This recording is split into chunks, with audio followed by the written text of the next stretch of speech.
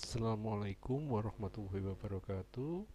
Hari ini kita akan mempelajari tentang hakikat IPA dan metode ilmiah. Pertama-tama, hakikat IPA. Dalam Kamus Fowler tahun 1951, ilmu pengetahuan alam didefinisikan sebagai pengetahuan yang sistematis dan disusun dengan menghubungkan gejala-gejala alam yang bersifat kebendaan, yang didasarkan pada hasil pengamatan dan induksi atau pengambilan kesimpulan yang diperoleh dari fakta-fakta.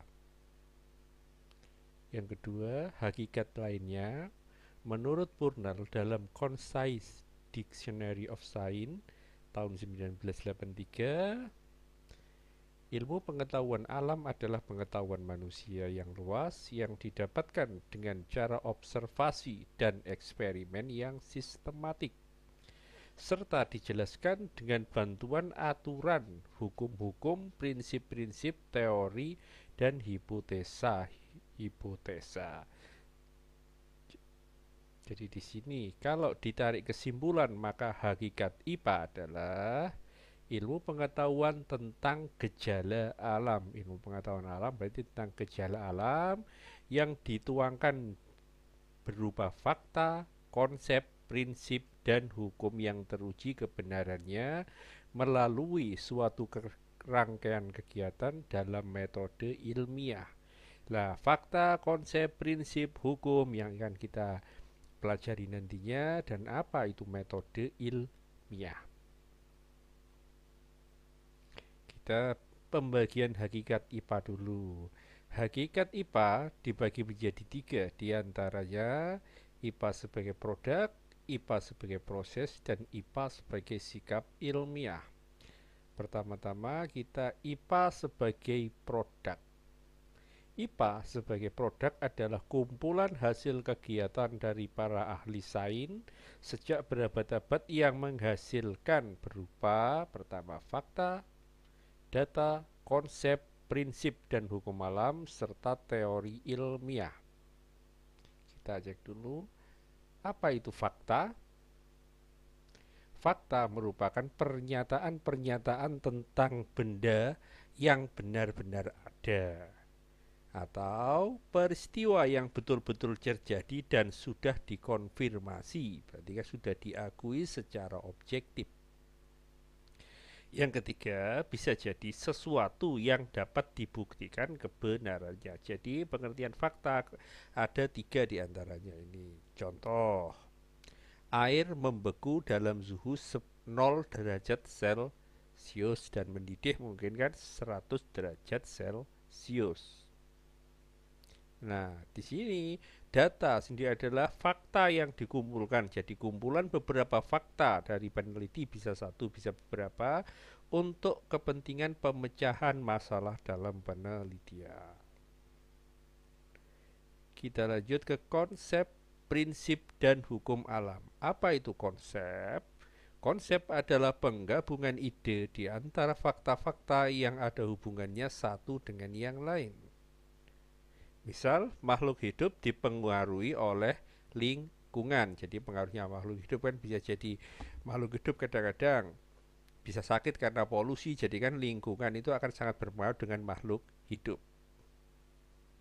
Kemudian prinsip adalah generalisasi atau bisa disebut kesimpulan tentang hubungan di antara konsep-konsep IPA. Misal konsep tentang makhluk hidup, konsep populasi, ekosistem, dan bagaimana lingkungan, lingkungan biotik, lingkungan abiotik lah, ini akan terhubung menjadi suatu prinsip. Prinsip bersifat analitik dan tentatif atau belum pasti. Dapat berubah jika observasi baru dilakukan. Misal, udara dipanaskan memuai adalah prinsip menghubungkan konsep udara, panas, dan pemuaian. Jadi begini, misal udara di pemuaian, berarti udara memuai itu berarti lebih akan masa volumenya lebih besar tapi masanya lebih kecil jika nanti dipanaskan, tapi belum tentu terbukti, tapi juga belum tentu bisa dibantah karena kan belum ada penelitian tentang itu. Kemudian yang selanjutnya adalah hukum alam atau hukum fisika, adalah prinsip yang mengalami pengujian. Pengujiannya biar lebih keras dan bersifat lebih kekal. Jadi lebih sulit untuk dibantah. Contoh hukum gerak Newton. Sampai sekarang kan masih fisika menggunakan hukum gerak Newton atau hukum kekerasan energi yang diajarkan oleh Einstein. Nah, kita lanjutnya ke teori ilmiah. Merupakan kerangka yang lebih luas dari fakta-fakta, data, konsep, dan prinsip-prinsip yang saling berhubungan. Nah, teori ini dapat berubah jika ada bukti baru yang berlawanan dengan teori tersebut. Jadi dia masih sebatas teori, batas konsep. Belum ada bukti-buktinya. Misal, teori relativitas Einstein menyebutkan saat sebuah objek bergerak melintasi ruang waktu pada kecepatan mendekati kecepatan cahaya atau 300.000 km per detik, maka waktu akan bergerak lebih lambat di sekitarnya. Dan juga jatuh contoh lagi, Stephen Hawking dan Profesor Brian Koch percaya bahwa bepergian dengan kecepatan cahaya bisa mendorong manusia ke masa depan. Tapi sekarang pertanyaannya gini, apa ada sampai sekarang teknologi untuk bergerak mendekati kecepatan cahaya? Kan nggak ada. Jadi kan ini bisa sebuah teori belum bisa dibuktikan, juga belum bisa dibantah. Itu aja.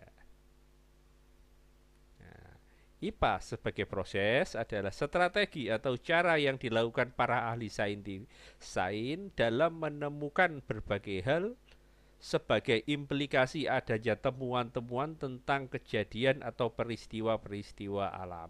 Jadi di sini adalah strategi untuk mencari sebab atau dan akibat dari suatu tentang kejadian alam dan apa akibatnya. Itu aja. IPA sebagai proses erat kaitannya dengan suatu penyelidikan ilmiah yang terjadi menjadi 7 proses. Di antara observasi atau pengamatan, yaitu kegiatan yang dilakukan dengan menggunakan panca indera. Nah, contohnya gini, kenapa kok langit berwarna biru? Kenapa kalau kalau mendung kok gelap? Lah itu kan dinamakan observasi. Yang kedua, prediksi, yaitu memperkirakan apa yang akan terjadi berdasarkan kecenderungan atau pola hubungan yang terdapat pada data yang telah diperoleh. Misal gini aja contoh prediksi. Misal mendungnya hari ini mendung dan kemungkinan prediksinya kan hujan gitu aja. Interpretasi adalah penafsiran terhadap data-data yang telah diperoleh dari hasil pengamatan. Nah, selanjutnya untuk meneliti tersebut perlu melakukan merencanakan dan melaksanakan suatu penelitian. Kenapa kok gejala alam itu terjadi? Apa yang menyebabkan musim musim panas dengan musim hujan kok bisa berganti-ganti? Nah, itu kita di sini para ahli perlu merencanakan dan melaksanakan penelitian berdasar data-data yang telah diperoleh tadi. Selanjutnya adalah mengendalikan variabel. Variabel adalah sesuatu yang dapat berubah pada suatu penelitian. Jadi di sini kita teliti variabel, perubahan variabelnya itu berada di mana? Apa yang menyebabkan perubahan tersebut? Lah, itu nanti akan bisa diamati dengan cara mengendalikan variabel. Kemudian hipotesis. Hipotesis itu secara mudah aja adalah dugaan sementara tentang kenyataan-kenyataan yang ada di alam melalui perkiraan. Dan kesimpulan yaitu setelah melakukan penelitian, hasil akhir dari proses pengamatan itu akan disimpulkan dalam sebuah kesimpulan. IPA sebagai sikap ilmiah maksudnya adalah cara adalah dalam proses IPA mengandung beberapa cara kerja, sikap, dan cara berpikir dalam memecahkan masalah atau persoalan. Kalau menurut Wayne Harley dan Heudro Darmojo, sikap ilmiah dapat dikembangkan pada anak didik, yaitu bagaimana mengembangkan sifat ingin tahu, sikap ingin mendapatkan sesuatu yang baru, sikap bekerja sama, sikap tidak putus asa, sikap tidak berprasangka, sikap mawas diri, dan sikap bertanggung jawab, sifat berpikir bebas, dan sikap kedisiplinan diri. Jadi maksudnya cara kerja sikap ini adalah sikap-sikap yang telah diterangkan di sini. Atau sekarang lebih dikenal dengan karakter jujur, teliti, dan cermat. Nah, selanjutnya adalah metode ilmiah. Metode ilmiah adalah cara sistematis yang digunakan umumnya para ilmuwan dalam memecahkan atau mencari jawaban atas masalah yang dihadapi. Ya, bisa dalam penelitian, bisa dalam pengamatan. Selanjutnya adalah penelitian, merupakan usaha untuk menemukan atau mengembangkan dan menguji kebenaran. Sebelumnya kan dugaan itu harus diuji, yang dilakukan menggunakan metode ilmiah. Metode ilmiah ada aturan-aturannya nanti, langkah-langkahnya yang harus dipenuhi. Kita lanjut ke tahapan metode ilmiah. Tahapan metode ilmiah, terdapat beberapa langkah dasar atau tahapan dalam penulisan metode ilmiah. Ada yang mengatakan 4 yang dasar, ada juga yang 5. Kita mulai dulu dari identifikasi masalah. Pertama-tama untuk melakukan penelitian atau melakukan metode ilmiah adalah menentukan masalah apa yang akan diteliti atau dipecahkan. Ya, karena untuk menentukan masalah kita perlu suatu kajian pustaka, atau dengan kata lain mencari referensi pengetahuan tentang pemecahan masalah yang akan diteliti, sehingga kita bisa melakukan pendekatan bagaimana cara memecahkan masalah tersebut. Sumber referensi atau kajian pustaka bisa berupa buku, internet, dan sebagainya. Setelah kita mengetahui masalah apa yang akan kita hadapi, kita bisa merumuskan hipotesis. Hipotesis sendiri adalah jawaban sementara atau anggapan dasar. Bisa jadi adalah suatu tentang praduga. Nah, bagaimana kemungkinannya pemecahan masalah yang masih bersifat praduga? Bagaimana cara apa yang mungkin bisa memecahkan masalah? Jadi kan gitu. Jadi intinya hipotesis sendiri adalah jawaban sementara atau anggapan dasar. Pengujian hipotesis, anggapan itu harus dilakukan suatu pengujian untuk menentukan nilai kebenarannya betul apa tidak anggapan kita. Nah, tidak harus dikatakan langkah pengujian hipotesis. Menarik kesimpulan adalah membuat kesimpulan tentang pengujian yang telah dilakukan. Oke, berikut ini adalah langkah-langkah dalam metode ilmiah serta proses penelitian.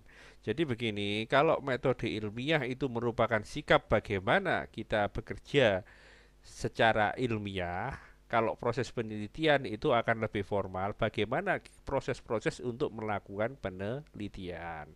Pertama-tama metode ilmiah harus dilakukan dengan identifikasi masalah. Masalah apa yang kita hadapi dan ingin kita pecahkan, kan gitu. Nah, kalau proses penelitian juga sama, dilakukan identifikasi masalah, juga merumuskan masalah. Jadi masalah itu kalau dilakukan penelitian kan harus baku, ada batasan-batasannya. Apa saja yang digunakan, observasi seperti apa, dan itu kan lebih kompleks.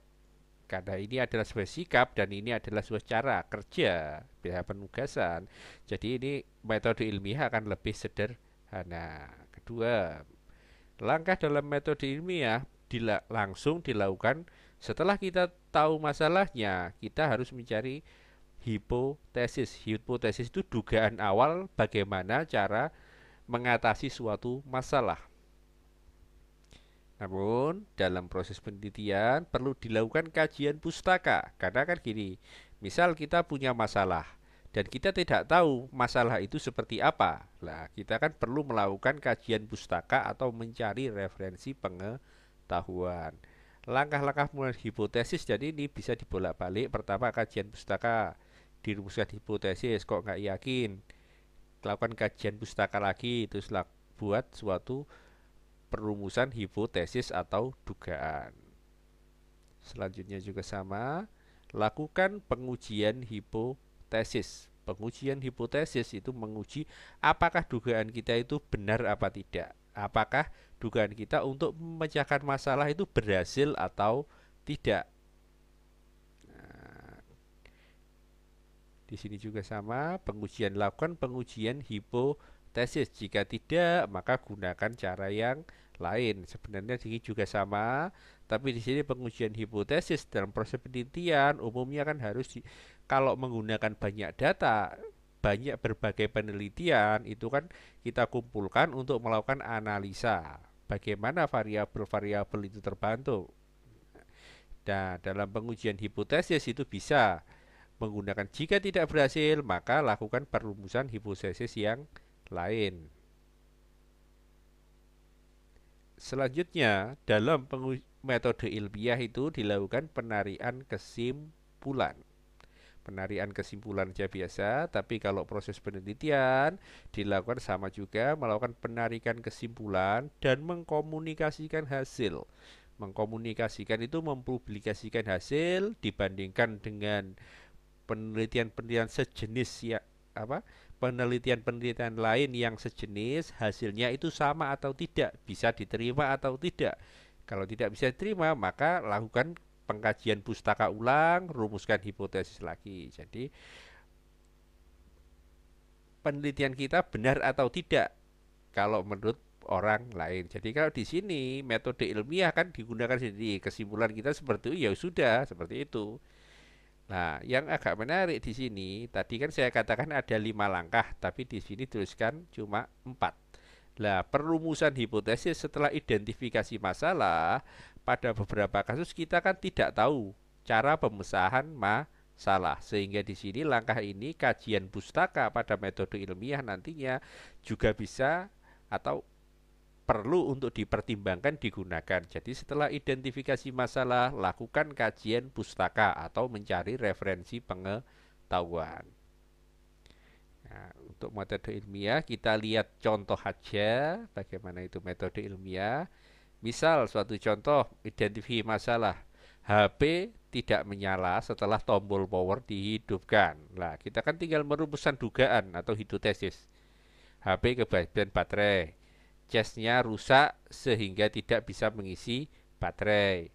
HP memang rusak lah gitu.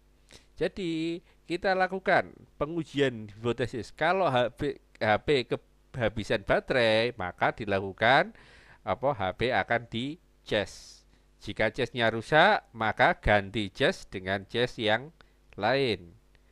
Kemudian HP kalau nggak bisa berarti HP memang rusak, maka dibawa ke servis. Nah, dari langkah-langkah pengujian ini ternyata yang paling betul itu yang nomor 3. Setelah dilakukan pengujian, HP dicas, diganti cas dengan cas yang lain, ternyata tetap tidak menyala. Sehingga dilakukan pengujian ketiga dibawa ke servis. Ternyata kerusakan terjadi pada baterai HP dan harus diganti. Contoh yang kedua, identifikasi masalah sakit gigi atau gigi terasa nyeri, kita tidak tahu solusinya. Kita cari-cari kajian pustaka aja karena kita nggak tahu kalau sakit gigi itu apa enaknya. Kita coba cari informasi di internet. Nah, berdasarkan data di internet, sakit gigi disebabkan diantaranya karena gigi berlubang. Nah,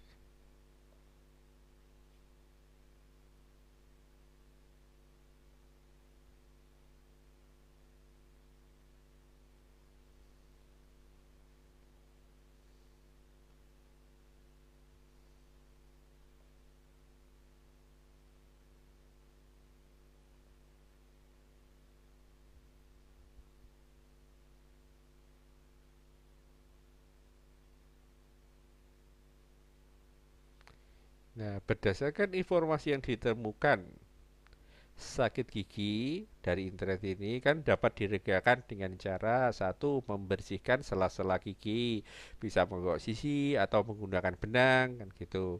Berkumur dengan air hangat, lakukan kompres dengan es, berkumur dengan air garam, berkumur dengan obat kumur antiseptik, minum paracetamol atau obat anti gigi, dan terakhir pergi ke dokter. Ini kan dugaan-dugaan awal untuk solusi masalah sakit gigi. Lah, dugaan-dugaan ini akan dilakukan pengujian dalam pengujian hipotesis.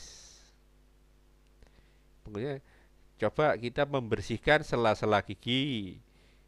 Oh, ternyata masih sakit. Berkumur dengan air hangat juga agak berkurang tapi juga masih sakit. Dikompres dengan es. Berkumur dengan air garam. Yang kelima kan menggunakan antiseptik karena nggak tersedia dilewati. Dan yang terakhir adalah minum paracetamol, obat sakit gigi. Nah, setelah dilakukan pengujian 1 sampai 4 ini ternyata kurang efektif, ya tidak terlalu meredakan tapi tidak banyak, tetap rasa nyeri, maka dilakukan pengujian ke 5, minum obat sakit gigi dan diikuti dengan istirahat bisa menjadi solusi, jadi agak lebih efektif.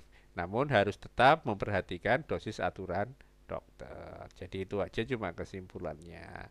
Nah, nanti tugasnya silahkan membuat suatu metode ilmiah dengan 4 atau 5, tapi sempurnanya 5 langkah masalah apa yang kalian ingin pecahkan. Tulis di buku masing-masing.